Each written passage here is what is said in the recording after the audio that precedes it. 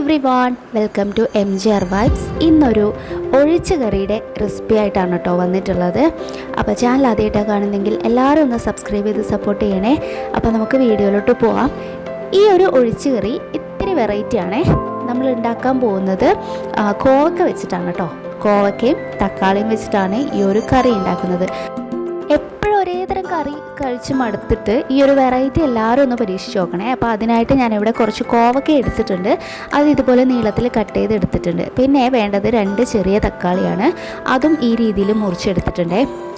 പിന്നെ സവാള പകുതി ആണ് എടുത്തത്. അത് ഇതുപോലെ നീളത്തിൽ കട്ട് ചെയ്തെടുത്തിട്ടുണ്ട്. കൂട്ടത്തിൽ 2 പച്ചമുളകും.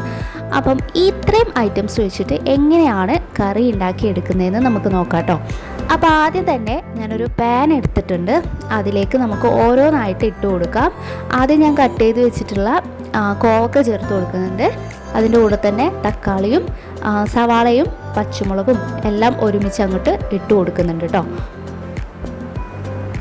ഇനി നമുക്ക് ഇതിലേക്ക് പൊടികൾ ചേർത്ത് കൊടുക്കാം.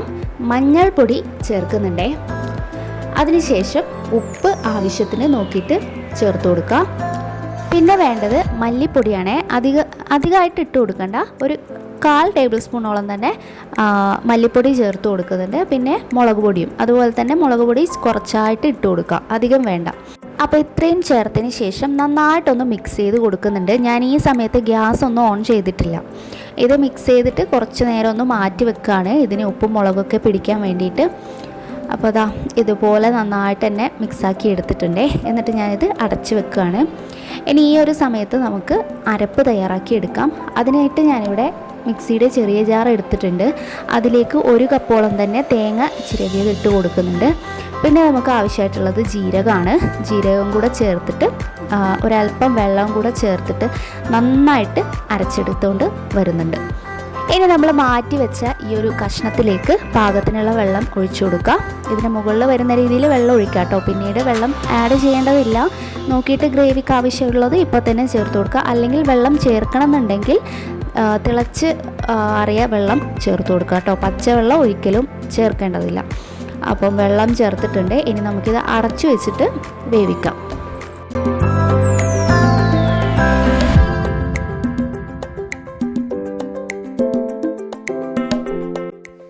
തുറന്ന് നോക്കുമ്പോൾ കഷ്ണങ്ങളൊക്കെ ഏകദേശം വെന്ത് വന്നിട്ടുണ്ട്. ഇനി നമുക്ക് അടുത്തത് അരപ്പ് ചേർത്ത് കൊടുക്കലാണ്. ഇനി അരപ്പ് ചേർത്തതിന് ശേഷം അധികം തിളച്ച് പോകരുത്. അപ്പം സ്റ്റൗ ഒന്ന് സിമ്മിലേക്ക് ഇടുക. എന്നിട്ട് അതിലേക്ക് അരപ്പ് ചേർത്ത് കൊടുക്കാം.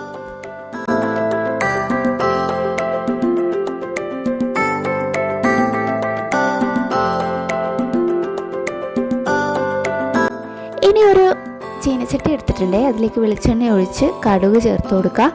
എന്നിട്ട് അതിലേക്ക് ഉണക്കമുളകാണ് ചേർക്കുന്നത്. ഒരു ചെറിയൊരു ഉണക്കമുളക് ഇതുപോലെ ചെറുതാക്കി കട്ട് ചെയ്തിട്ട് കൊടുക്കുന്നുണ്ട്. പിന്നെ വേണ്ടത് ചെറിയുള്ളിയാണ്. ചെറിയുള്ളി ഇതുപോലെ ചെറുതാക്കി കട്ട് ചെയ്തിട്ട് ഇട്ടിട്ട് നന്നായിട്ട് വഴറ്റിയെടുക്കുന്നുണ്ട്. അതിൻ്റെ ബ്രൗൺ കളറൊന്നും ആവുന്നത് വരെ. എന്നിട്ട് നേരെ നമുക്കിത് കറിയിലേക്ക് ചേർത്ത് കൊടുക്കാം.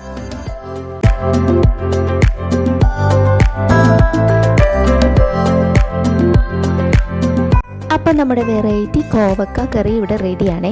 എല്ലാവരും ഒന്ന് ട്രൈ ചെയ്ത് നോക്കുക. എപ്പോഴും ഇങ്ങനെ ഒരേ സ്റ്റൈൽ കറി വെക്കാതെ ഇത്തരത്തിലുള്ള വെറൈറ്റികളൊക്കെ ട്രൈ ചെയ്ത് നോക്കൂ.